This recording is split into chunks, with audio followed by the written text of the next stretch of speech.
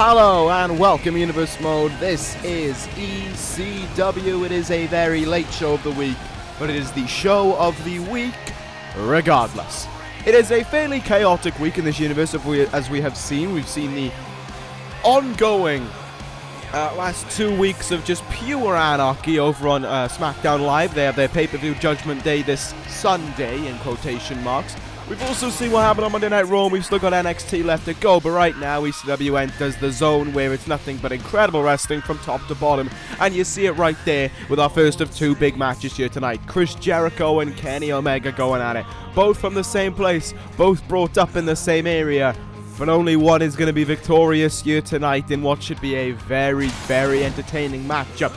But as for our main event, we have just ram-raided New Japan and taken a main event away from them. It is the ECW television champion Tetsuya Naito and the bodyguard of Seth Rollins, the man with the worst personality in the world, Minoru Suzuki, meeting in the ring tonight. The ECW television champion in action. That one should be very exciting. Of course, when Suzuki is in action as well, you know something is going to get hurt on someone, and a jawline is probably going to end up in row Q. Nevertheless, we kick things off here tonight with the in-ring singles debut. Not of MKULTRA, considering they've all had singles matches before. Or maybe Alexander Wolfe hasn't. If he hasn't, then he's about to do it here tonight, because he's the one in action.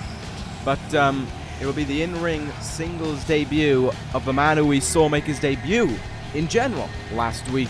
Sami Callihan's tag team partner, Switchblade Jay White. Jay White made a stark impact last week when he showed up as Callihan's tag team partner. They decimated the duo of Gregory Helms and Tony Nese, and that Blade Runner of Jay White was the one to seal the deal. Will it be the same here tonight against Alexander Wolfe? Let us find out, as here comes the Switchblade. Sami Callihan in his corner as well, while MKULTRA are in the corner of Alexander Wolfe. But make no mistake, it matters not who is in the corner of anyone or who is opposite Jay White within that ring. He likes to do the same thing to everyone, and that is inflict the pain onto them. That is make them realize why he is named Switchblade, and then put it all away with that Blade Runner. It was, like I said, it was an emphatic debut for Jay White last week, and what a star we have here on ECW. What a star Sami Callihan decided to go with, and with the look that he has within him and the talent that he undoubtedly possesses. Let us see if Jay White is going to be able to, or how easily rather, is Jay White going to be able to overcome Alexander Wolfe. I mean, no disrespect to Wolfe in that regard. I know he's a strong talent in many aspects, but I also know that Jay White is just incredibly tough to handle, and we see that there with White exploding out of the blocks with that running forearm. Of course, the new ECW Tag Team Champions, DIY, who have yet to be seen since the draft week, we're certainly paying close attention to this team making their debut the week prior, and now they're going to be inspecting to see what Jay White can do on his own. Could be very interesting indeed what happens and where we go with the ECW Tag Team Division. There's a lot of teams in there now looking to make a name for themselves. You see, you got MKULTRA, you've got White and Callihan, still yet to be named, but I imagine they will come up with one. The Wyatt family, the British Empire, the Four Horsemen, DIY, of course, the Authors of Pain. There are a lot of teams that want to get their hands on that belt that DIY holds. It's a good thing that despite the size that they have and despite the underdog nature that comes with them, they are, without a doubt, two of the toughest guys pound for pound, two of the most, what's the word I'm looking for? They possess everything within their heart. They leave it all out there week in and week out. That is what DIY is all about, and that is why they are the ECW Tag Team Champions. But right now, it is not about DIY. It is about Switchblade and Alexander Wolfe going at it. In this one, both men quite similar in height, I've noticed. Weight, I would give the edge to Alexander Wolfe just on looks alone, but skill certainly seems to be Jay White as he got that. He very impressively ducked under there to hit that DDT onto Alexander Wolfe. And now White just kind of walking around Alexander Wolfe as he stays down. Picking the parts he wants to work on and realizing how he's going to end this one. This has been strong and easy work for Jay White. He obviously had the advantage over Gregory Helms and Tony Nese last week, but here tonight he doesn't really have the advantage over Alexander Wolfe in terms of the strength or the height. It is very much split in that regard, but that hasn't stopped Jay White from dominating. Kiwi Crusher there by White, looking to end it. It's a kick out at 2 though. Jay White is just destructive in this match right now. Alexander Wolfe has not been able to catch a break in a long time, and Jay White knows that. He is staying on the money. That elbow drop was right across the face of Alexander Wolfe. Again, White brings him in here. Pump handle, fall away slam. And Jay White now stands in position. MKULTRA gonna have to watch on. Blade Runner! And with 1, 2, 3, victory goes to Jay White. Simple as you like. Another mark on the attire, maybe, certainly another mark to add to his tally. And another victory to go in the win column for Jay White. He made it look easy, and I think in many regards it was. Jay White and Sami Callihan could well be a dangerous duo here on ECW. It's all about how they make an impact and how they make it last. Big win there in regards to that extent for Jay White, as he shows that last week was not just a one-time thing. But now we move on to our next contest, and this one is going to be very fun indeed. The 2-time World Heavyweight Champion Tyler Breeze makes his in-ring debut on ECW. And Breeze wants to make that impact right away. Tyler Breeze has asked that he wants to, he has asked that, through my position, of course, that he says anyone come out here and face him. He doesn't mean that in an egotistical fashion. He means that in a fashion of he knows there are people in ECW who can bring the very best out of Tyler Breeze. He knows there are people in ECW that can bring the side out of Tyler Breeze that won him the Royal Rumble, that won him the main event of WrestleMania, that won him King of the Ring, the United States Championship, and 2 World Heavyweight titles, all within a span of a year of each other. Breeze knows he can get that out of him. He knows he can return back to the top of the mountain where he once was. He just needs to get there, and that starts here tonight. Think of it as a redemption for Tyler Breeze after his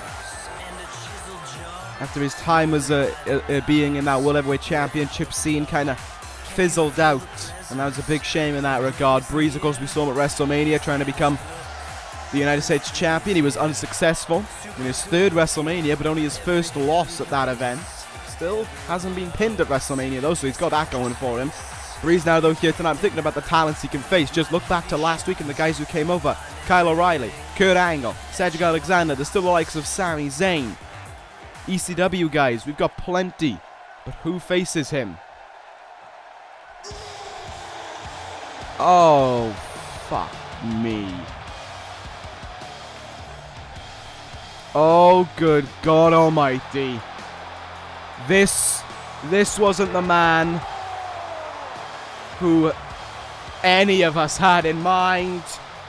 Tyler Breeze, please just, I know you're great and everything, but please just, run now.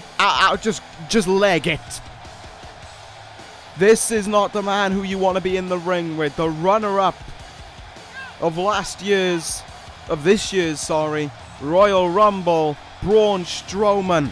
A man who comes and goes when he pleases. But a man, whenever he is around, is decimating the competition. Tyler Breeze wasn't prepared for this, and neither am I. But Braun Strowman seems ready to gulp up this opportunity and try and take apart a 2-time World Heavyweight Champion. Breeze is ready. And Strowman charges at him there, but Breeze ducks under. He's got to use his speed right from the start here to stand a chance of victory. He is trying against Strowman early on. Strowman just uses power thus far to overcome. Oh my god, a dropkick there by Strowman. Tyler Breeze has to be thinking, what the hell does he do here? How in the hell does he overcome Braun Strowman?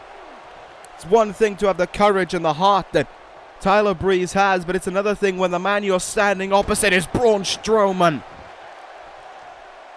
Was this Bray Wyatt telling him to go do his business, or has this been Braun Strowman just let loose once again? Absolutely pummeling away there at Tyler Breeze, but Breeze is fighting and he decks him with that forearm. And look at this now as Breeze starts to try and use all that he has learned throughout his career to his advantage. Swings there with a kick and misses. Oh, good God. Strowman powers them down into the mat. And now, just punching, pummeling away at Breeze. He's busted him open. He's busted open the two-time world champion already. Braun Strowman. This can't be happening. Running power slam by Strowman. Is he about to beat Breeze? Oh my God, he just did. Braun Strowman just beat a two-time world heavyweight champion like he was nothing. Braun Strowman has returned with vengeance in his eyes. Braun Strowman just destroyed Tyler Oh my God, he's not done. No, Strowman, please. Strowman, no. Please don't do this. Braun Strowman has snapped all of a sudden. Strowman's lost it. Sending Breeze into the barricade and dumping his neck down onto it. Uranagi slam into the barricade. Braun Strowman. What the hell has overcome this man?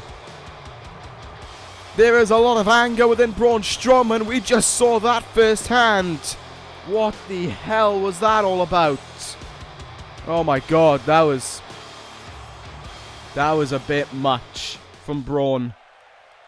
I don't know why and I don't know what brought that about Braun Strowman, but I guess when you've been gone for so long and you want to show that you deserve to be here or something, you just grab the opportunity in front of you. I don't know.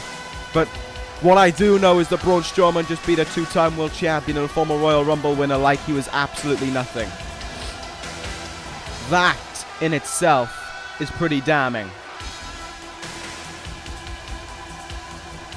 I hope Breeze is alright though. Like, that's my genuine worry right now. I hope Tyler Breeze is okay after that, because that was a nasty impact he took. He got busted open that easy.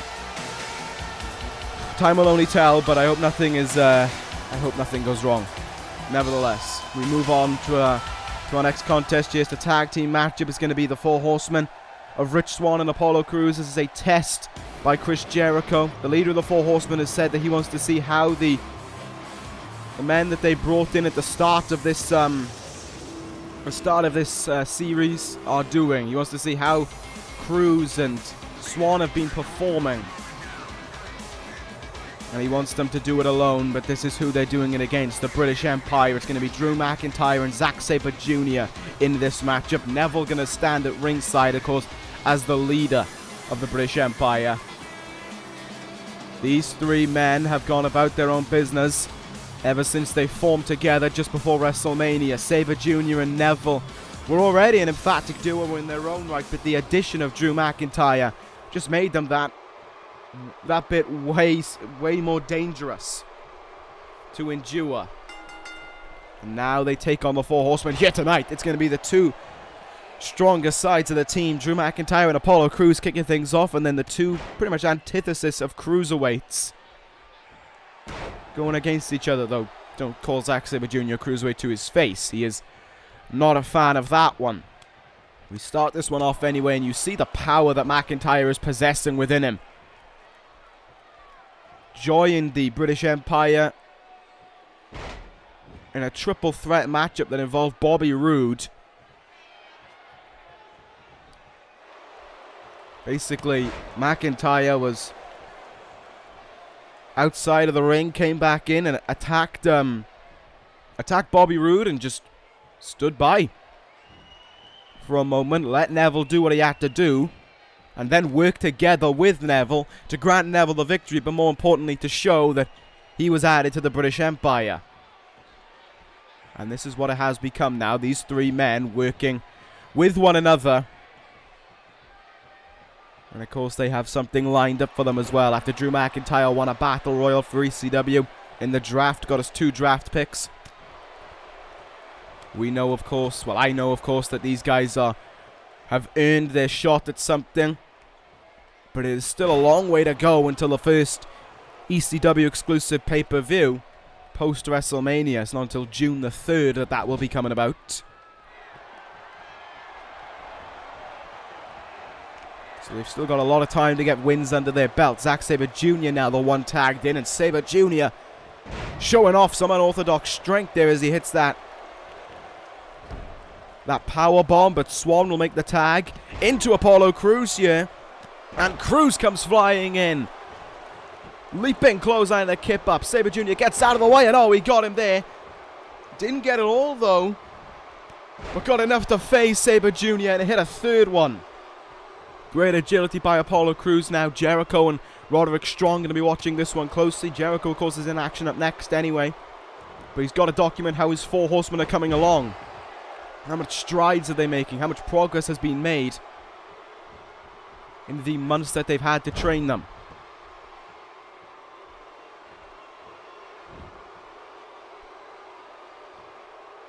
Sabre Jr. right now, though, is thinking tactically, and he's thinking with his submissions in mind as he targets the large legs of Apollo Crews. But Crews just using his raw power there to huff Sabre Jr. over his head, and now he's going to use it again here.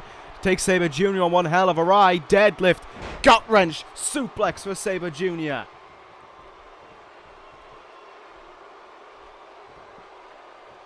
Apollo Crews stands in his corner now, maybe talking over tactics with Rich Swann for what to do next, how they want to go about stuff. I mean, they have the window of opportunity to go for it. Sabre Jr.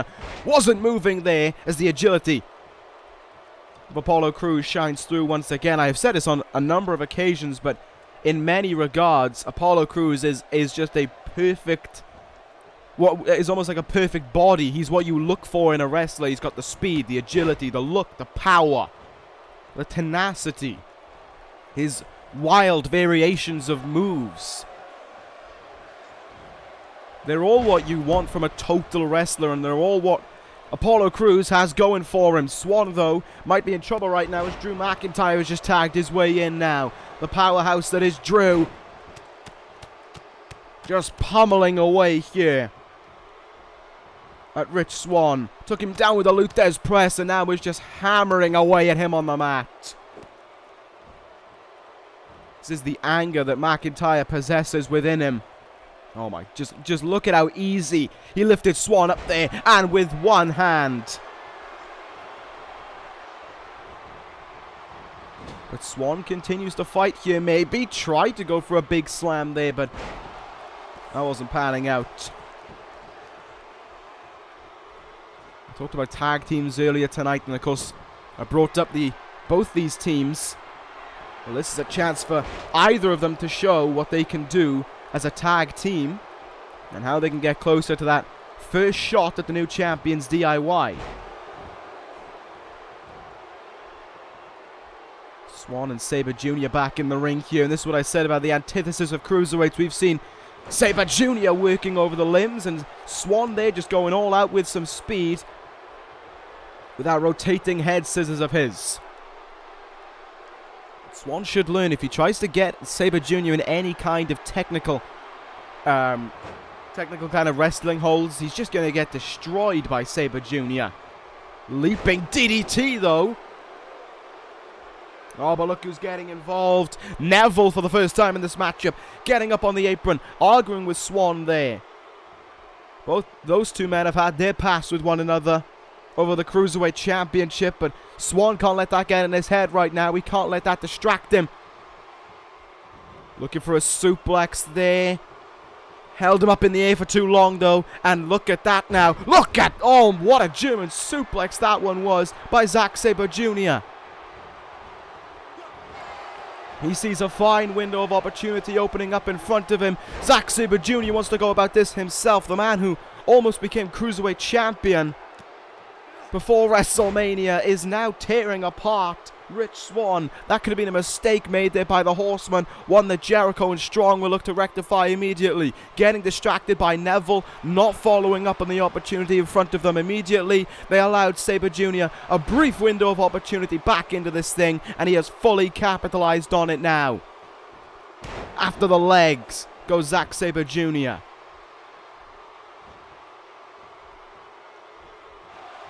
Oh no. Oh, what does Sabre Jr. have in mind here? Big knee in the chest there. And Sabre Jr. now, running kick. I don't know if that was in the chest or the face. Rich Swann looks out of it. Sabre Jr. now, what has he got in mind here? He's locking in the arm, transitions over, and grabs the leg as well. A double hold locked in.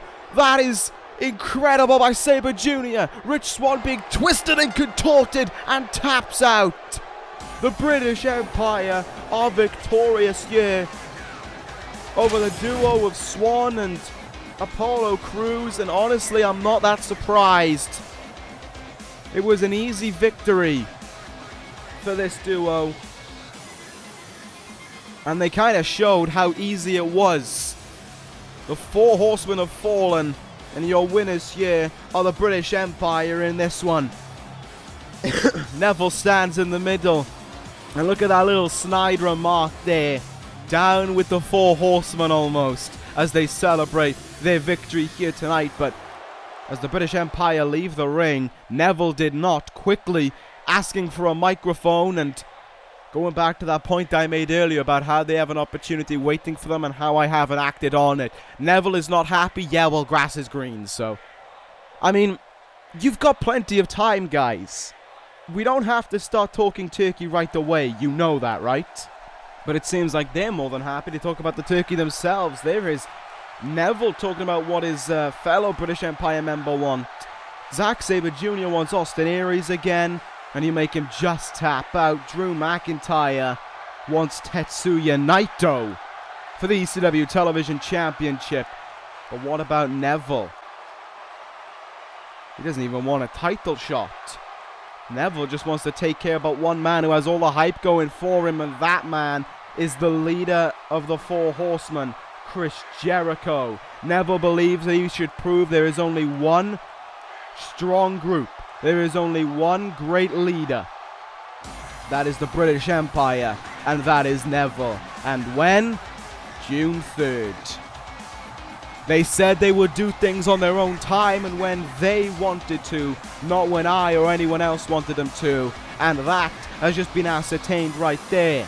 I can't argue against this. I promised them big things, so pencil it in. June 3rd, Tetsuya Naito, Drew McIntyre, Austin Aries, Zack Sabre Jr., and yes, Neville and this man. Think about that. We are 4 and a bit weeks, maybe, out from, I'm going to say 4.5 weeks out from that pay-per-view. We haven't even decided on the name of it yet, and we've just unveiled 3 matches on that show. I mean, sure, I didn't have a part to play in it, but there are 3 matches on that show already confirmed. SmackDown Live took until their show that just passed to reveal 6 matches. This is why we're the A show, everyone. This is why we're better than everyone else. Just remember that. Raw has a pay-per-view in 2 weeks. We only know 2 matches. Okay, maybe we know 3. At best. But that regard, we only know a 3rd match that will be taking place. We don't know who the World Tag Team Champions will be facing. We have 3 definitive matches locked in, and we're still 4.5 weeks away from the show. That's all I'm saying. But with that being said, I don't want to brag too much. You know, we know Chris Jericho's going to be in action against Neville already. But as for right now, he's got one hell of a competition. He's got one hell of a match coming up for him. Are we ready for the cleaner. Actually, no, sorry, my apologies. We, myself and Kenny Omega have a good friendship with each other back in the days of the Bullet Club and the Elite. Kenny Omega no longer wants to be addressed as the cleaner.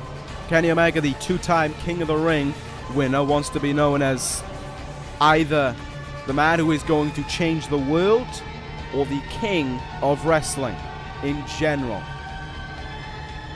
And I mean, when you've won King of the Ring twice, you can kind of ascertain the claim King of Wrestling. Kenny Omega here tonight is going to continue on with how things have gone. And of course, last week he beat the King of the Cruiserweights as well. So, you know, the King of Wrestling kind of applies to Kenny Omega with all that he has done. And Omega made a hell of an impact on ECW last week. Had a great match with Neville. And I think he's going to have another great one here tonight with Chris Jericho. Jericho already knows he's going to be on that pay-per-view on June the 3rd. Kenny Omega would like to be on there. But if he wants to have a title match on there, he either needs to find a tag team partner, or... Yeah, you know. You know where I was going with that one. And I don't think any of us would be opposed to it. However, if Kenny Omega wants that opportunity, he's obviously going to have to go through a lot of people to deserve it. Oh! And Omega's starting things off with Jericho in a very sly fashion. They're cheap-shotting the leader of the Four Horsemen. It's going to be a great match between these two men, though I can already sense it. Back elbow there by Jericho as these two men now start to work on that feeling out process. How they're going to pick each other apart. How they're going to make it work and how they're going to lead it into victory.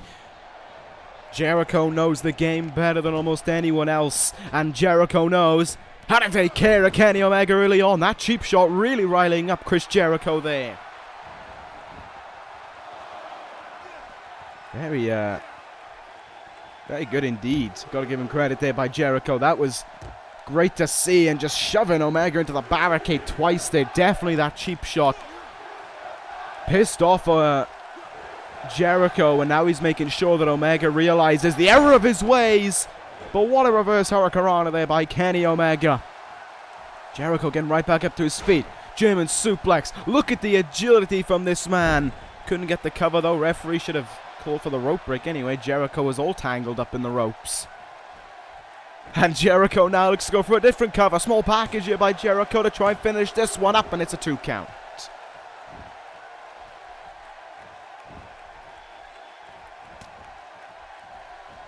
Let's see what else Jericho can do in this ring right now against Kenny Omega, going for a bunch of early covers in this matchup.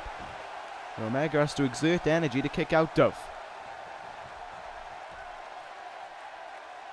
Jericho's got to use his experience to beat Omega, because in my eyes it's probably the only thing he's got that is better than Omega, and that's, no offense to Jericho, maybe the submission variety as well, but is Kenny Omega going to be the kind of guy who is going to tap out?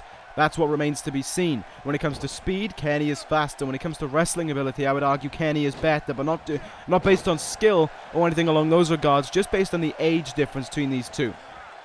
The experience of Chris Jericho is going to be vital for victory here. What a cover there by Jericho. Takes a lot of skill to do something like this. Oh, look at this now by Chris Jericho, looking to try and make Kenny Omega submit here. Walls of Jericho is locked in here very early on Kenny Omega. Omega crawling, trying to get to the ropes, but can flip his way out with relative ease. Crowd is sided with Jericho here in Dublin. Place where certainly the British Empire wasn't welcome a moment ago. Chris Jericho sends Kenny Omega into the turnbuckle. This has been more Jericho's match so far than Omega's. Great bulldog out of the corner there. It's actually quite a divisive crowd. For those chanting Jericho, you can also hear a few Jericho sucks chants. Certainly maybe 50-50 environment between Kenny Omega and Chris Jericho in this one. Omega getting himself out of that chin lock as quick as he could there. Now Omega needs to turn the pace around in this one. He needs to start firing back, and indeed he will. Kenny Omega, but Jericho up on his shoulders. Kreutz Wrath got all of it. Didn't go for the cover, but Kenny knew that the impact itself would be enough to change this match around.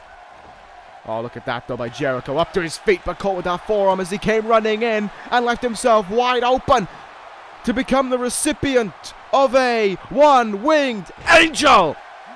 Is it enough for Kenny Omega? Oh, Chris Jericho says hell no. Moonsault there by Omega, but he missed it. Jericho looked like he had something planned there, but Kenny countered it. Elbow in the face. Code breaker by Jericho. Kenny Omega goes falling backwards to the wrath of the code breaker, and Jericho could have just picked up a shock win for him in that respect. No, Omega kicks out. But there was that skill, the endurance of Jericho to not only survive the one-winged angel, but thrive right after it.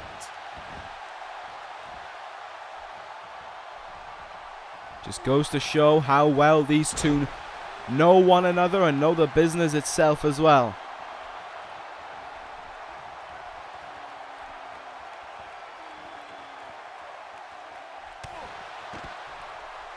Kenny Omega, they're just showing absolutely no respect to Chris Jericho, just huffing him down there with that little strike, and Jericho trying to recover here. Omega, though, going out to the apron. What is Omega going to do here? He's calling Jericho up to his feet. He is a long way away.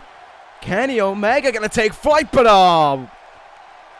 That was the mistake of Omega there. Got too exuberant, I guess, and thought too highly of himself. And look at how much it's cost him now. Chris Jericho is the one in control on the outside.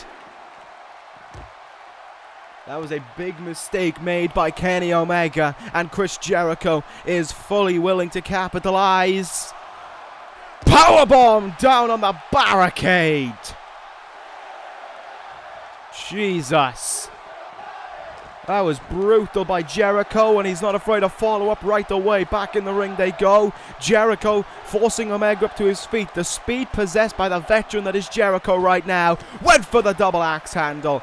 Somehow Kenny Omega was able to counter it despite that powerbomb on the apron. That could have been a huge turning point in this matchup. Crowd siding with Jericho again. You can certainly hear that side cheering Jericho on. Omega looks for the elbow drop and misses it. Jericho sees a chance. Tiger suplex. No, it's a tremendous counter there by Kenny Omega, but great job by Jericho to stay on his feet, though in big trouble. Sit out power bomb. Elevated him up as well. An extra foot in the air maybe for that added impact. Here we go now. Omega, cross-legged brain buster.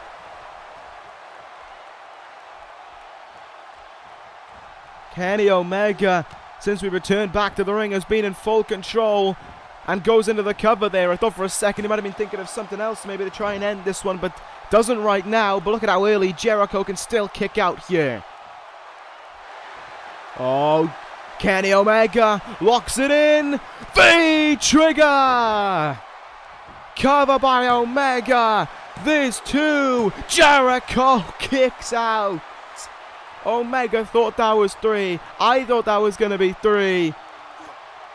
Chris Jericho, though, the veteran, shows that it's 2. Outstanding. Absolutely outstanding there. Brings him down here, and once again, Jericho able to fight back. I don't know how this man does it, but he seems to be able to pull everything out of the bag. That's the endurance of Jericho. You know it's there, but it still surprises you when he pulls it out of the bag. Jericho. Jericho was hoping for Kenny Omega to stay dazed a little bit longer. Almost fell there to the small package by Kenny Omega there. A little bit of retribution for earlier on.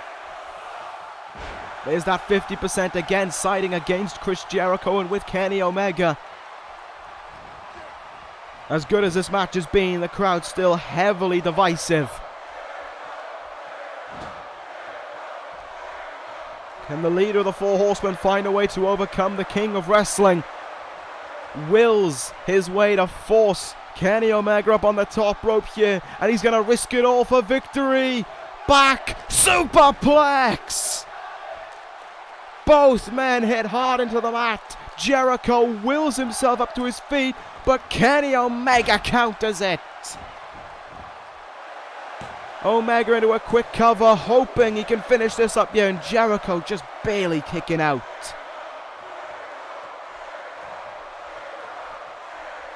This match has been incredible, I gotta say.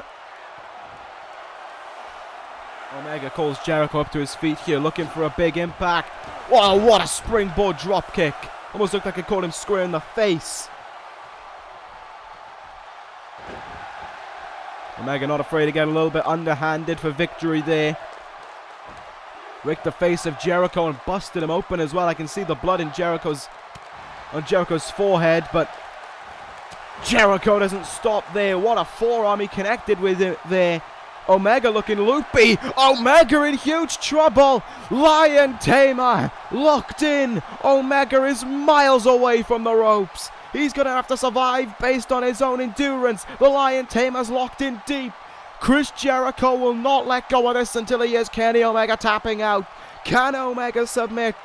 Will he give in here? The longer you're in a hold like this, the more your back stretches out, the more your limbs are just going through agonizing pain, the more your legs want to give up on you. Can Kenny Omega force himself to stay in this one? Will Chris Jericho pick up the win? This is locked in deep, but Omega fights out of it. He was in that hold for well over 30 seconds, I think, and still stayed in it. Omega now up on their shoulders. Jericho hit with Kreutz Wrath into the cover to seal this. No, Omega can't believe it. He not only survived the Lion Tamer, but just hit Kreutz Wrath and was seconds away from victory in that one moment. Jericho looks exhausted. Omega seems to know it, and that's why he wants to close it out. V-Trigger! 1, 2, 3. What a match by these two men.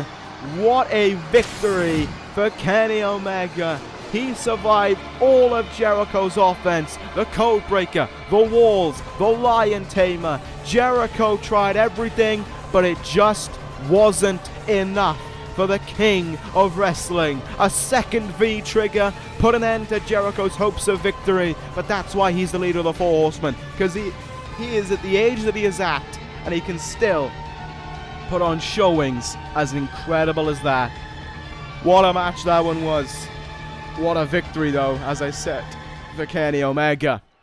And if we want that dream to happen where we could have Kenny Omega and Seth Rollins on June the 3rd, more victories like that, hell, even one more victory like that, and he may be there. But we're going to move on now to our main event of the evening. It is the ECW television champion Tetsuya Naito. For the first time since winning the title at WrestleMania, he is here on ECW, and he's taking on Minoru Suzuki. This one is going to be a very entertaining matchup. And it'll be interesting to see how Tranquilo goes against Minoru Suzuki's style of wrestling. That catch-as-catch time, that just always looking for the next move, that hard-hitting style of him as well. How does that fare against Tetsuya Naito? We know how hard-hitting styles fare against Naito. We saw it at WrestleMania against Aleister Black when he was victorious to win that title from him. But in a matchup where Minoru Suzuki is a guy who also possesses incredible technical wrestling and has a head harder than than a concrete slab.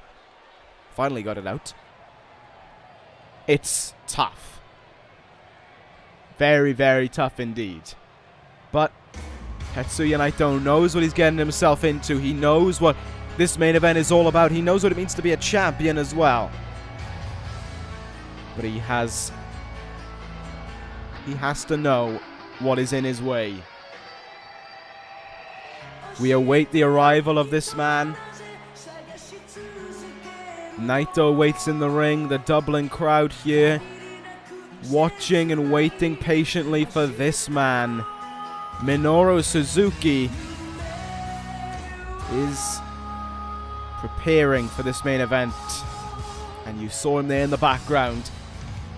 The ECW champion is also here. He's been watching all night, and he has a very close eye on this main event as well. He wants to see Minoru Suzuki take apart another champion and show why Seth Rollins is not only the greatest of all time, but the greatest champion in general. It's always nice as well to show that, see, while Suzuki's job is to simply be the bodyguard, he is also more than happy to stand with Seth Rollins, and Seth Rollins is more than happy to stand with him as well. Just goes to show that they have a working relationship with one another. But as much as I would love to keep on talking about Seth Rollins, and you know I would, we do have an incredible main event in front of us to look forward to as well. Suzuki and Naito, like I said, two contrasting styles. How do they make it work against each other? Does Suzuki use his veteran instincts to just start swinging? Or will he try and play to Naito's strengths? Let's see what will happen in this matchup. And the Dublin crowd know what's up as well. Gotta give him credit for that one. They know wherever you go, you've got to treat Minoru Suzuki with the respect that he has earned by beating up people throughout his entire career. Minoru Suzuki, Tetsuya Naito, what a main event this one is going to be. Naito knows on June the 3rd he is going to be facing Drew McIntyre for that ECW championship, but he's got to focus on the here and now and what Minoru Suzuki could pose as a challenge when it comes to that ECW television championship. I mean, it's simple as, if Suzuki wins, it's going to be a triple threat match. You beat the champion, you deserve something at the end of it. And you saw there at the start, however, how Naito is playing to his strengths. He forced Suzuki to run at him, and now Naito getting a little bit cocky off the start here. Make no mistake about it, the crowd favorite in this one is going to be Tetsuya Naito.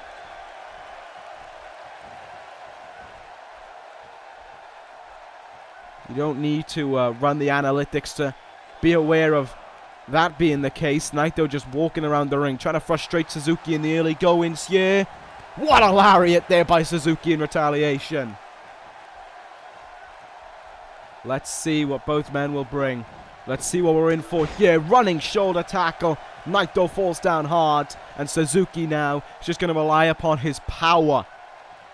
In the early goings, uppercut there, could have knocked Naito's jaw up into his brain, and another one there just in case. And locks in now after the arm. Oh, that is not what Naito wanted to experience. Suzuki gonna go way up to the top rope here.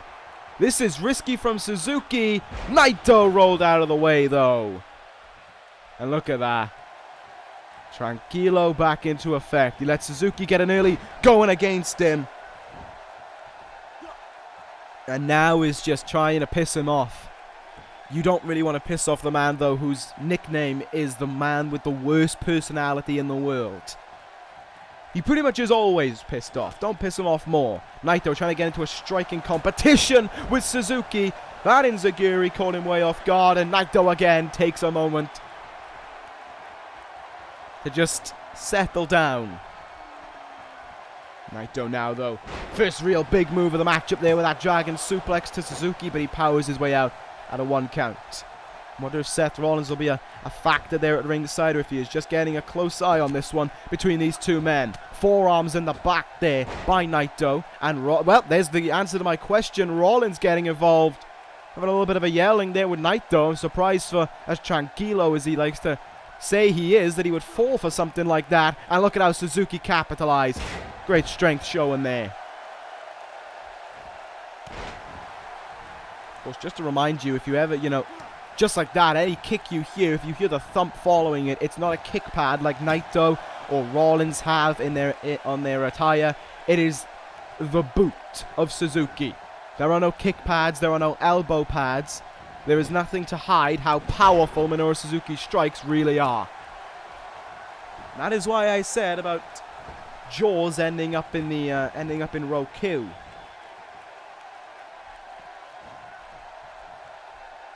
But Naito right now is doing a good job. Has to be said. Holding his own against Suzuki and kind of phasing the man. No one for being able to take non-stop punishment to his body and just be able to get right back up to his feet. Well, he kind of just did it there, moving out of the way of that elbow drop. Guys just steered each other down for a second there. Suzuki looks at Naito as he recovers. They just steered each other in the face. And Suzuki drop kicks him to the outside. It's like it is like mind games being played, which was basically the plan of Tetsuya Naito heading into WrestleMania against Aleister Black. Waited until WrestleMania for the wrestling, but played so many incredible mind games against Aleister Black, and I think that was the key decisive factor that resulted in a Naito victory at WrestleMania. Naito there, DDT, planting Suzuki right on his head. And Rollins again will choose to get involved here. Look to help out his bodyguard. Naito seems it's a little problematic that Naito gets involved in those arguments. You'd think he would try to avoid something like that. But he's still in control in this one there, dropping the leg down on Suzuki's knees. What else does Naito have in store for us here? He turns around Suzuki, or... I was thinking Destino there and I was about to get worried. Cover now by Naito. Of course, you know, if Seth Rollins is in a match, I'm going to cheer him on in every possible chance I can. Suzuki's in a match, though, I can be a little bit more calm, because win or lose for Suzuki, he still is one of the most dangerous men on the planet. That's... Make no mistake about that, that is fact. Octopus stretch locked in here now. Tetsuya Naito in trouble. Trying to reach the ropes, but Suzuki planned that one out really well. He went for the arm that was closest to the ropes as well to make it even more difficult for Naito to get that rope break. Suzuki's body basically blocked the ropes, but he didn't block this. Destino! Naito jumps into the cover. There's two. There's a kick out by Suzuki. Naito hoped that was enough. Clearly it wasn't. Now forearming Suzuki in the face, hoping that's enough to do something against this man. Oh, and there it is, Suzuki basically laughing in his face, as if to say, that's really all you've got? A shin breaker there shows that Suzuki, after everything he's gone through, is perfectly fine and can keep on going here.